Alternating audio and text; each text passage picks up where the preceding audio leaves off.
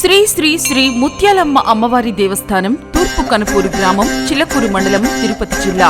జాతర మహోత్సవ ఆహ్వానం మార్చి 10వ తేదీ నుండి 13వ తేదీ వరకు. మార్చి 10వ తేదీన జాతర ప్రారంభం. సాయంత్రం 6 గంటలకు సింహవాహన సేవ. 11వ తేదీ ఉదయం 6:30 అమ్మవారికి పూలంగి సేవ.